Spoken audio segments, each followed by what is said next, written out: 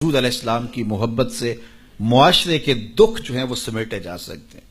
آقا کریم علیہ السلام نے محبت سے ہی معاشرت کو جو ہے وہ اپنے قریب کیا اور لوگ ایمان کی دولت سے مالا مال ہو گئے۔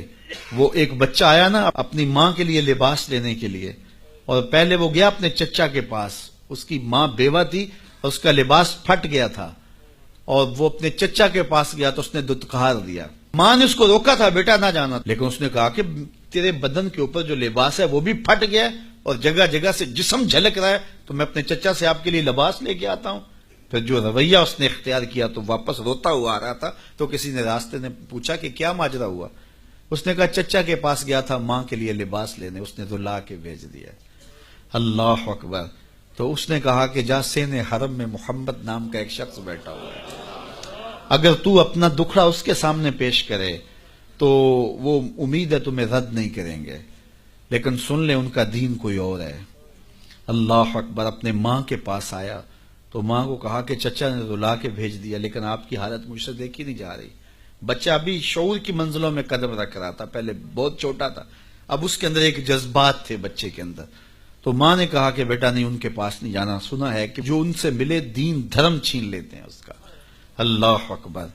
تو حضور علیہ السلام کے پاس جانے سے ماں روکنے لگی، لیکن بچے نے کہا کہ امی میں پکا رہوں گا، بتوں کا وفادار رہوں گا، تم اس ٹینشن کو، اس پریشانی کو چھوڑ دو۔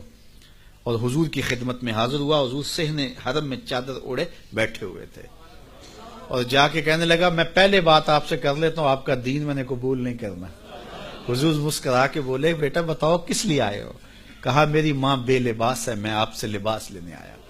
حضور نے چادر رحمت اتار کے اس کے کندھوں پہ ڈالی۔ اللہ اکبر۔ وہ واپس آ گیا اور ماں پر حضور کی چادر اڑائی۔ اللہ اکبر۔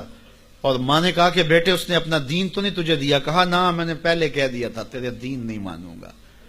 ماں کہنے لگی پتر اس کا دین ماننا چاہیے، یہ جس نے رحمت کی چادر ہمارے سر پہ تان دی۔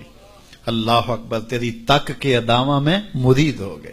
اس بوڑھی عورت کا قصہ بھی آپ نہیں بھول سکتے، جو گھر کا سامان باندھ کے اپنے دروازے پہ بیٹھی ہوئی تھی، اور اس نے سنا تھا مکے میں ایک جادوگر آیا ہے جسے ملتا ہے اس کا دین چھین لیتا ہے، کہیں ایسا نہ ہو کہ کہیں اس سے ملاقات ہو جائے اور وہ دین ہی میرا چھین لے، مجھے شہر چھوڑ دینا چاہیے۔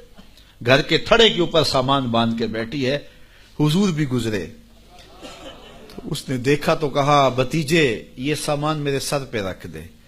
حضور نے سامان اٹھایا، دیکھا تو بوجھل تھا، وزنی تھا، اور بڑھیا کو دیکھا تو کمزور تھی، تو کہا کہ بڑھیا اگر چاہو تو جہاں چاہتی ہو میں خود نہ چھوڑا۔ اس نے کہا اس سے بڑی مہربانی کیا ہوگی؟ حضور نے سامان اٹھایا ہوا ہے اور بڑھیا سے باتیں بھی کرتے جا رہے ہیں۔ تو بڑھیا کو کہا کیوں جا رہی ہے؟ اس نے کہا کہ سنا ہے یہاں ایک جادوگر ہے جو لوگوں کا دھرم لوٹ لیتا ہے، لوگوں کا دین لوٹ لیتا ہے۔ میں نے ساری زندگی بتوں سے وفا کی ہے، میرے آباء و اجداد نے بتوں سے وفا کی ہے، میں چاہتی ہوں دین اجداد ہاتھ سے چھوٹ نہ جائے، آخر اس شہر میں رہتی ہوں کہیں مل نہ جائے۔ خیر حضور نے کچھ نہیں کہا، اس کا سامان نہیں پھینک دیا کہ ٹھیک ہے تم پھر جاؤ۔ سامان اس کا اٹھایا اور جہاں تک اس نے جانا تھا سامان پہنچایا، سامان سپرد کر کے واپس پلٹنے لگے۔ تو اس نے کہا بچے اپنا نام تو بتا دے، لوگ کہیں گے کہ مکہ چھوڑ آئی ہو تو بتاؤں گی ایک جادوگر کے دکھ سے چھوڑ آئی ہوں، تو وہ کتنا برا بھلا کہیں گے شہر مکہ کو کہ جس مکہ سے لوگ نقل مکانی کرنے پہ مجبور ہو گئے، تو میں انہیں یہ بھی بتاؤں گی کہ جس مکے میں جادوگر رہتا ہے اتنا اچھا نوجوان بھی رہتا ہے، تو تیرا نام لیا کروں گی، تیرے قصیدے پڑھا کروں گے۔ تو حضور علیہ السلام مسکرا پڑے، کہا بڑھیا جس جادوگر سے بھاگ کے آئی ہے وہ تیرے سامنے کھڑا ہے۔ اس نے کہا سچ سے آپ ہی محمد ہیں؟ حضور نے فرمایا نام میرا یہی ہے۔ تو اس نے کہا پھر آپ کا جادو میرے پہ چل گیا ہے۔ اللہ اکبر۔ تیری تک کے ادامہ میں مرید ہو گئی۔ لوگوں کی خدمت کریں، بوڑھوں کے کام آئیں، دکھیوں کے کام آئیں، مصیبت زدہ کے کام آئیں۔ حضور یتیم ہو کے یتیم پرور تھے، لاچاروں کی مدد کرتے، لوگوں کے گھروں میں پانی بھر کے دے دیتے، اور دکھیوں کے کام آ جاتے اور مصیبت زدوں کے کام آ جاتے۔ تو حضور سے پیار کرنے والوں، امت میں آپس میں حسد نہ پھیلاؤ، بغض نہ کرو، نفرتوں کے پہاڑ کھڑے نہ کرو، ایک دوسرے سے پیار کرو، جڑو، امت وحدہ بنے، اور اپنے ماحول کو، اپنی معاشرت کو ایک خوبصورت معاشرت کا رنگ دو، اور اپنی زندگی کو حضور کے نام کر دو۔